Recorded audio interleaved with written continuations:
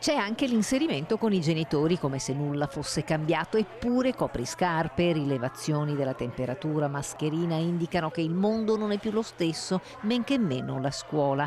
Con la voglia di essere pronti ad accettare i piccoli al nido a Bassano con 61 iscritti alla struttura del Chini, 51 in via Rivana ed una visita stamane all'apertura da parte del sindaco di Bassano Elena Pavan e dell'assessore all'istruzione Mariano Scotton.